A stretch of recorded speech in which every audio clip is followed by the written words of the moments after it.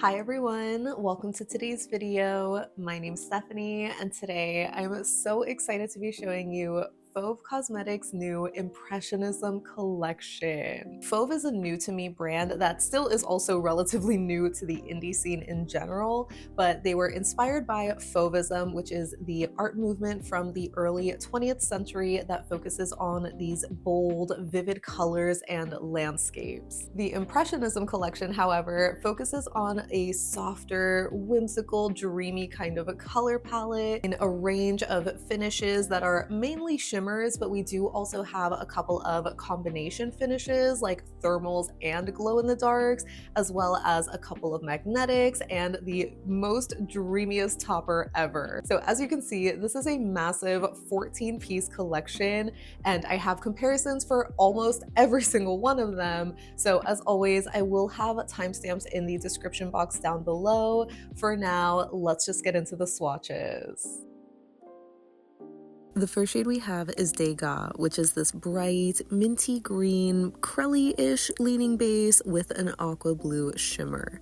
So the formula on this was really nice and smooth. It applied easily thanks to the lovely paddle brush and provided decent coverage on the first coat. It was a bit more sheer than I was expecting though, where it's kind of in between a jelly and a crelly, especially since you can make out a good amount of nail line after 2 coats and even 3 coats, which I will be showing in a moment. I do think it is passable on 2 coats, but I love how much brighter that green minty base gets with 3 coats. It just makes the aqua shimmer stand out a little bit more too.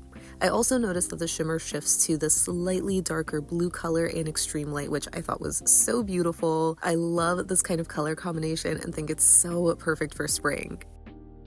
Next up we have Impression Sunrise, which is one of the thermal glow-in-the-dark shades. So this goes from a turquoise color when cold, as seen in the bottle, to white when warm, and it also has this pink shimmer that shifts to orange. So obviously I was running pretty warm during the live swatch portion here, so you can already see how much lighter it looks on the nail compared to the color you see on the brush. The formula was similar to the last shade where it applied easily and had pretty nice coverage overall. But since the warm state of this is so light, you are going to see a good amount of nail line on 2 coats, so I did end up doing a 3rd coat just to show you how much more it builds up. I noticed that this one dried down matte and also a little gritty as well, and this one had an aqua glow-in-the-dark pigment, but it was kind of hard to capture that. Like, you can tell that it's glowing, but I feel like you can't really see it's aqua, likely because I'm just using my phone flash. The next shade we have is Arabesque, which is this super airy cornflower kind of crelly leaning base that's packed with this gorgeous bright green shimmer that shifts to aqua in extreme light. This is another one I immediately loved. You know that I'm a sucker for these light cornflower, periwinkle kind of colors, especially when they have a glowy shimmer, so I thought this one was so beautiful. It had another great formula that wasn't as sheer as I was expecting, especially for being such a light shade. I actually only did 2 coats for this one and think it provides really great coverage, but of course that can depend on your application. If you prefer thinner coats, for example, you likely will need 3 for this one. Next we have Giverny Glow, which is another thermal glow-in-the-dark. This one is a beautiful cornflower blue when cold, as seen in the bottle, that says it transitions to white when warm, but I personally think this has a lighter cornflower color, which is what you see on my nail. That might just be due to the glowy blue shimmer, or maybe I just wasn't running fully warm when I was swatching it, but either way, this one had another super beautiful formula that was buttery smooth and easy to apply and it provided really nice coverage. It's just obviously a little bit sheer, especially in the warmer state with the lighter color. So like the other shades, I did want to show this with a 3rd coat and I think it looks so beautiful here. I already knew I was going to like it from the color in the bottle, but just seeing how it transitioned, I was pleasantly surprised with how much I adored this one. So this one has a slightly darker, almost cobalt blue glow-in-the-dark pigment, and I noticed that this one glowed a lot easier under just my phone flash. Next we have another blue. This one is called Fading Horizon, and this is more of a cerulean mid-tone kind of shade with a subtle linear hollow and a purpley pink shimmer as well. So as you can see, this one had a much more opaque formula that was nearly full coverage until I swiped off a little bit off, so you might not want to overwork this shade. But it was fully opaque in just 2 coats, and while the hollow isn't that strong, it definitely is still noticeable, as is the shimmer. So it's nice that those elements didn't get completely swallowed up by the more pigmented base, but it is on the subtle side, which I do think fits better with the collection. And the last blue that we have is Twilight Tides, which is actually a blue jelly base that is absolutely packed with these iridescent flakies that shift from pink to purple to blue, a pink to purple shimmer, and pink reflective glitters. So as you can see, the jelly base in this one is a lot more sheer and glassy, which lets all of those sparkly elements shine through. This does build up a decent amount on 2 coats, where I think because of how packed it is with the flakies and shimmers and glitters, it helps obscure the nail line while still giving a very squishy jelly kind of look. But I did still go in with a 3rd coat just to show you how it builds up even more, and I think it looks almost fully opaque. I thought this was so bright and beautiful, but I probably would recommend a glitter grabber and a peel-off base for this. Moving into the blurples, the first shade we have is Monet, which is this almost darker periwinkle kind of crelly base packed with a blue shimmer that shifts to pink in extreme angles. So the website says that there's also microflakes in here, but I personally couldn't see them, so I wonder if it's like a large particle shimmer, which can also just look like a microflake. Either way, this was another favorite from the collection. I love periwinkles so much, and while I usually prefer lighter ones, I love how this one is just so glowy from that shimmer. The formula on this was just like the others in the collection, where it was a bit sheer on the first coat, but it built up nicely in 2 and especially 3 coats, where it just covers up even more of your nail line. But I wouldn't say it's 100% opaque, maybe like 90%. Then we have Transient Light, which my bottle was labeled as a trithermal glow-in-the-dark, but it actually only transitions between this darker blurple color when cold to a brighter lilac when warm. This also has a magenta shimmer and a dainty lavender hollow sparkle, though admittedly you can't really tell that it's lavender, it just looks like a dainty hollow sparkle. Not to sound like a broken record, but this pretty much had the same formula as the others in the collection, maybe more specifically like Impression Sunrise, where it's more of this crelly-ish base that's more pigmented, but also in the fact that it dried down, matte, and a little gritty too. Because the warm state of the color is more of this like mid-tone shade, I found that it looked great on just 2 coats as opposed to the other thermals that needed 3 because of the lighter colors. I think this one probably had the strongest color contrast in the shades it transitions between, maybe because it's a little bit darker overall, and the glow-in-the-dark in this one was more of this darker blue-violet kind of color. I think it's supposed to be darker than Giverny Glow, but to my eyes, it looks like the same color, just weaker. And the lightest purple in the collection is called Atmospheric, which is this delicate, pale lavender with a blue to indigo shifting shimmer. And as you can see by the label, this is another glow-in-the-dark, but it's not a thermal. So as expected, this had a milky, crelly-ish kind of formula that was pretty even on the first coat, just a little bit sheer. I personally think it does look nice on 2 coats. You still see a little bit of nail line, but it overall has really great coverage, so it just adds to that light, ethereal kind of vibe. Or of course, you could do a 3rd coat, which helps build up the color even more and obscure the nail line a little bit more. I definitely think I like this the most in 3 coats just because of that lavender color. It's so pretty. And this one actually has a white glow-in-the-dark pigment, which I thought was really cool, but I unfortunately couldn't capture it that well, likely again because I'm just using my phone flash and for not a lot of time. Obviously, the longer it's exposed to light, the stronger the glow will be.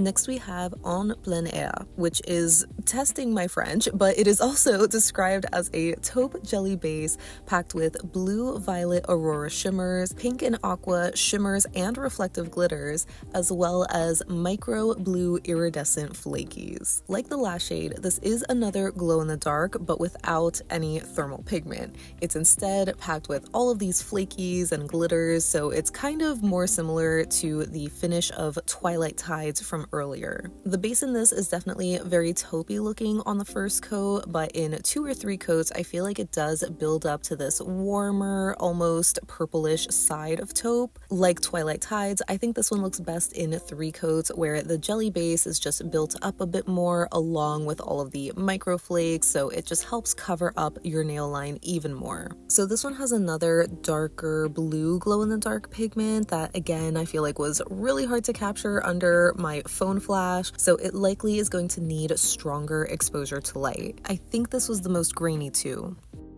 The next shade is called On the Seine, which is another glow-in-the-dark thermal. So I think I would call this an orchid pink when it's in the cold state as seen in the bottle, and it says it transitions to white when warm. This one also has this complementary violet to pink to orange shifting shimmer as well. So maybe I wasn't running super warm, but similar to Giverny Glow, I feel like this one didn't have like a true white transition color. It definitely just looks like a soft petal pink, which honestly I kind of prefer, since otherwise a few of the thermals would end up looking almost the same when they're in the warm states. Like the others, this one had a really nice formula that provided great coverage, especially when built up in 3 coats.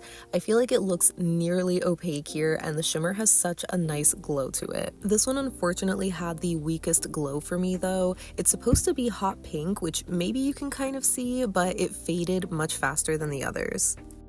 Now getting into the magnetics, the first one we have is Mist Over the Thames, which is this lilac sort of base color that has this green to cyan magnetic pigment, as well as this darker blue shimmer and dainty hollow sparkle. This one had a nice, almost jelly leaning formula. You can see how sheer it is on the first coat, which might not look promising, but it is actually better for magnetics since the more fluid base allows the pigment to move a lot easier. So while the base did build up nicely in 2 coats, it still had that squishy jelly look, so I did end up doing a 3rd coat, which provided even more coverage. I feel like it also darkened the color a little bit more, making it a little bit more purple than a slightly more pink color in 2 coats. No surprise, I loved how the magnetic shimmer just glowed in this one, especially in the velvet effect.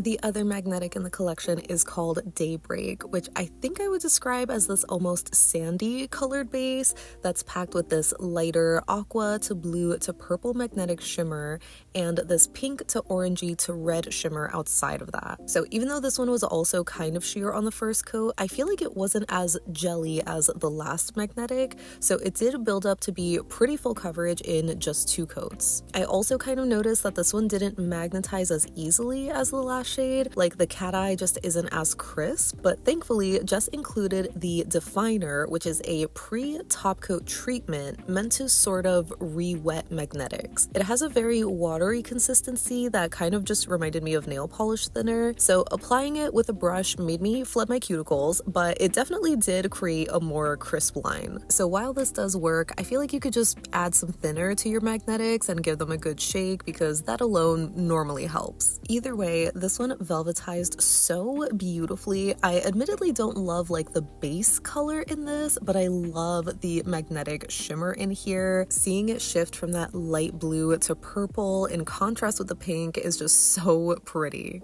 And last but certainly not least, we have Butterfly Garden, which is a clear base topper filled with pink, pastel purple, mint, and silver hollow butterflies, teal, lavender, and iridescent hex glitters, and blue micro iridescent flakes. So as you can see, this one is pretty base heavy. I didn't get much glitter on that first initial coat, so I had to go back in, fish around a little bit, especially to get out those butterflies. I would highly recommend flipping this bottle upside down for a couple of minutes just to let the butterfly glitters kind of float closer to the top of the bottle, so that way they'll actually be on the brush as you're applying, or they'll just be easier to fish out. Otherwise, you'll end up with some nails that just don't have any butterfly glitters. That can be kind of annoying, but honestly, it was just so hard for me to be mad at this polish because it is just such a cute glitter topper. I am so in love.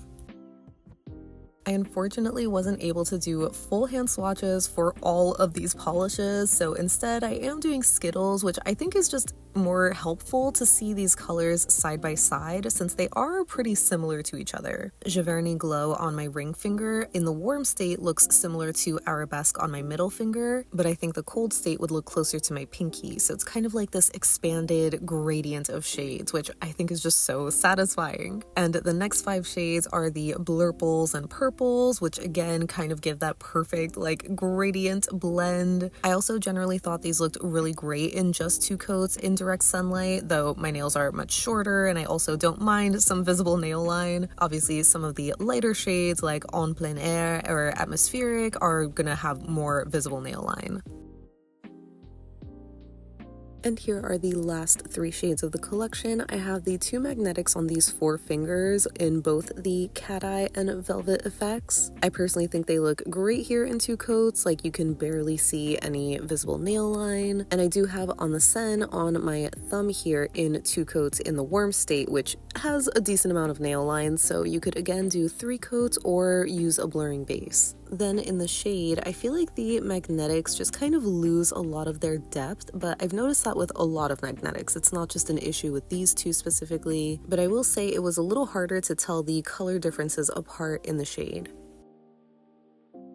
And I wanted to do one last skittle of all of the glow-in-the-dark polishes because I just wasn't really happy with how they were looking in my initial live swatch portion. So I wanted to wear these again and give them direct sunlight exposure, and that definitely helped a lot. This is only after about a minute of direct light, and you can just see how much stronger the glows are in most of the polishes. I will say they are the strongest in the lighter colors. On the Seine, which is on the left half of my thumb, was probably the weakest glow, where you can barely tell that it's pink. Before we get into comparisons, I did want to quickly show you the scented cuticle oils that Jess sent over. The first scent that we have here is Pistachio Saffron, and I really like this one. I would say it's my second favorite from this trio. This next scent is Sea Salt and Beach Sage, which I found really, really light, so I just didn't like it that much. And my favorite from the 3 is Ginger, Coconut, and Amber.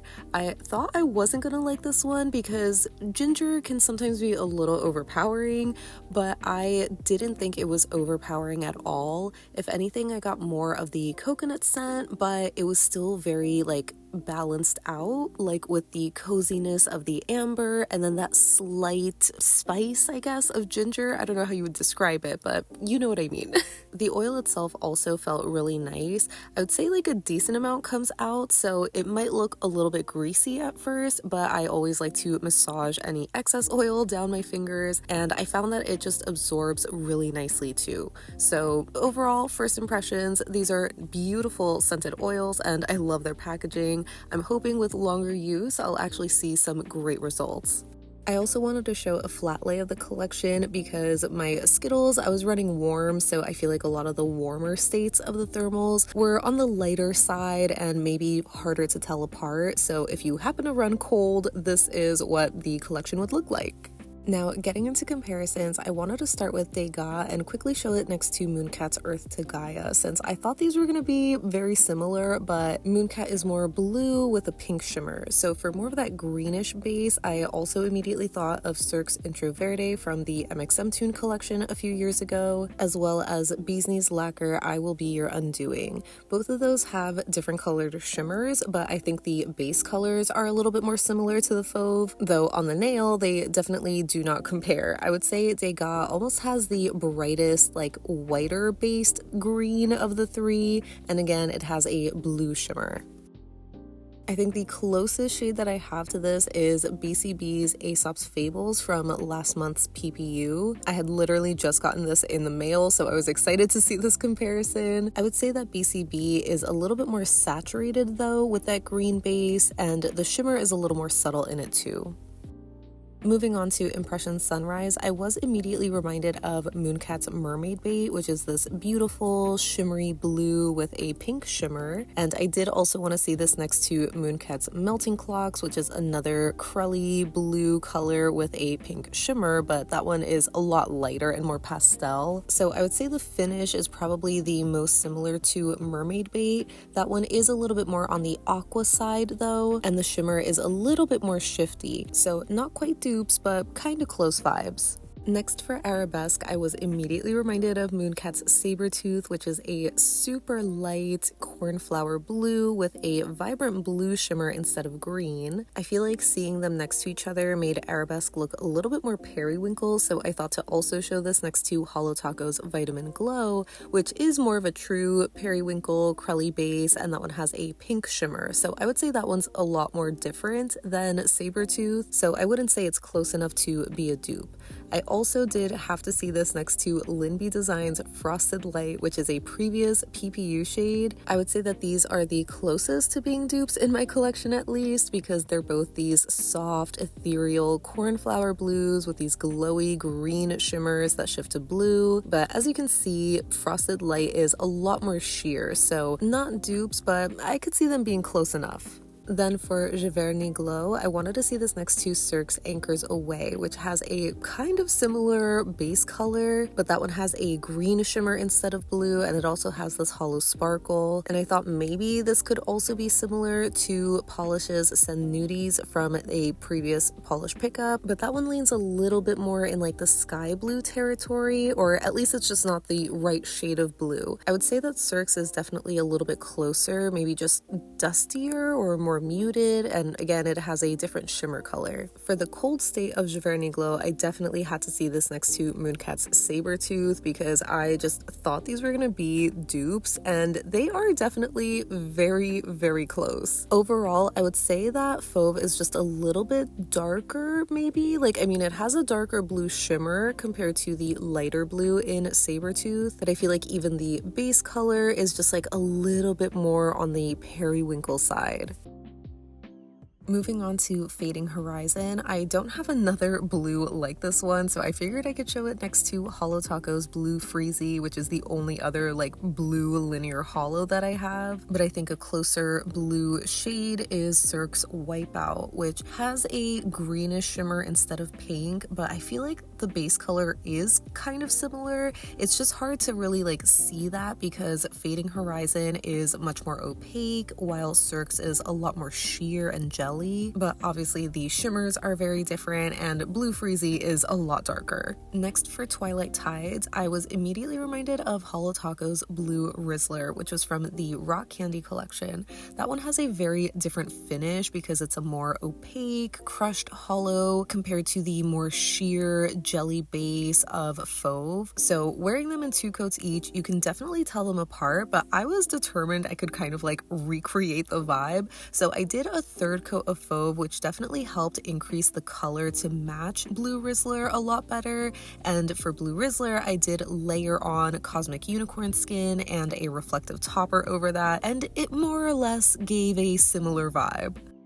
Next for Monet, I was almost convinced that this was going to be a dupe for Mooncat's To All Who Ghosted Me, but I was very obviously wrong. Mooncat is just a lot darker and more gray. So for a lighter periwinkle color, I thought of Phoenix's Oh the Misery, which was a previous HHC shade. That one was a little bit too light and blue leaning though, and then I remembered Alchemy Lacquer's Far Side, which is a little bit more of like a truer purple, but it does have a blue shimmer, so it's like kind of close closer, I think, at least compared to Phoenix's, but both Phoenix and Alchemy are just more pigmented or more opaque. I'm wearing 2 coats of each, and you can just see how much more sheer Monet is and how much lighter it is too. I thought I had something closer though, and then I remembered Lurid's You Must Leave This Place, which has a very light periwinkle gray kind of base with another blue shimmer. That one looks like it's almost a little too light, so I grabbed Cirque's Nocturne, which I thought was going to be a dupe, at least as far as the base colors go, but then seeing them on the nail, it kind of ended up being the reverse, where Cirque was a little too dark and Lurid ended up looking a lot closer, where it's not like an exact dupe by any means, but if you already have that one, you wouldn't need Monet. Then for Transient Light, the color combination of this reminded me of Mooncat's Such Sweet Sorrow from the recent Baroque collection. I think I'm willing to say that these do have like the same color shimmer. Maybe the particle size is a little bit different where it's larger in Mooncat, but the color shifts are exactly the same. Aside from Transient Light being a thermal, I would say that the color is more punchy, more purple leaning, and Mooncat is a little bit more muted. Then for the warmer state, I thought it was going to be close to Mooncat's Into the Wishing Well, but that one is a little bit more muted and a little bit cooler leaning than Transient Light. Moving on to Atmospheric, I knew I wanted to see this next to Cirque's Ohana, which is one of my favorites. Icy light purples with a blue shimmer, but as you can see, that one's a little bit darker already, so I thought a closer, lighter purple was Mooncat's Poisonberry, which I think looks pretty close in the bottle aside from it having a more purple colored shimmer, but seeing them on the nail, you can definitely tell them apart, where Poisonberry is a little darker and warmer. I will say that the shimmer in Ohana definitely stands out the most. I had a feeling I had something closer though, and then I remembered LynBDesigns Nice Day for a Cardigan, which almost has the same exact base color. I think it's just a little bit deeper or just more muted. It's not as white based as Atmospheric. LynB looks like it's a little bit more sheer with a darker blue shimmer color, so they're not exact dupes, but definitely very close. I didn't have anything quite like En Plein Air, so I wanted to try to recreate it using Cracked Polish's Moonboots as my taupey base color and then layering a couple of polishes on top of that. I did 2 coats of Moonboots, and you can see how much more of a true taupey shade that is and how much more purple the Fauve is. So aside from that, I would say this is a pretty decent recreation. I also didn't really have anything quite like on the Seine because I just don't usually go for these orchid kind of pinks. So here it is next to Cracked Polish's Ooh, which is orchid but darker and more metallic. Morgan Taylor's Tell Me About It is also a little bit deeper, more purple and also pearlescent leaning. And lastly, here's Starly's Aphrodite, which is kind of another orchid pink color, but that one's again just a little too dark and with a brighter yellow shimmer. Mist Over the Thames immediately reminded me of Island P's Amped from their Electric Summer collection last year. They both have this very dusty lilac purple kind of base color and very similar like shimmer colors as well, with like the blue and green. So here they are unmagnetized, where you can already see a difference where Island P is a little bit more of that speckled shimmer look and maybe more pearlescent in Fauve. But once you magnetize them, you can also see the difference where the magnetic shimmer in Fauve is green, but it's silver in Island P. Island P is also a bit of a darker base too. Lastly, for Daybreak, the closest shade that I have in my collection to this is Sassy Sauce's A Comet's Tail, which is more of a lighter golden champagne base color compared to the darker, warmer sandy color in Fauve. And while these both have these lighter, like pastel colored magnetics, they are still very different in each of them, where Fauve is blue head on and pink in Sassy Sauce, and then the background shimmer is green in Sassy Sauce versus this reddish warm color in Fauve. So that wraps up my swatches and comparisons for Fauve's The Impressionism collection. As always, I can't wait to hear what you think of this release because obviously I am in love. I have always loved Impressionist artists like Monet or Renoir and just Impressionism art in general because of how light and dreamy it is. So I knew that I wanted to share this collection, even though I was so intimidated because of how big it is. It took so much effort to like swatch everything and obviously find comparisons for everything too. I'm honestly not even sure how long this video is gonna end up being, but this definitely took like the most work out of a lot of videos I've done recently. So hopefully you definitely enjoyed this one as much as I did. I know larger collections can sometimes be very off-putting, but I think they are great because you just have more options to choose from, and there's just really like something for everyone. Obviously, I am biased towards these because they are these dreamy kind of shimmers in these colors that I usually really love. So I was pretty intrigued too by some of the other more specialty finishes, like the combination of thermals and glow in the darks, even though you know that I am always like a little meh on thermals because they just have a shorter shelf life. So I would only say that thermals are worth it when you love the colors that they transition to. And obviously, since I do love these colors, it makes sense that I'm gonna be more forgiving of these thermals.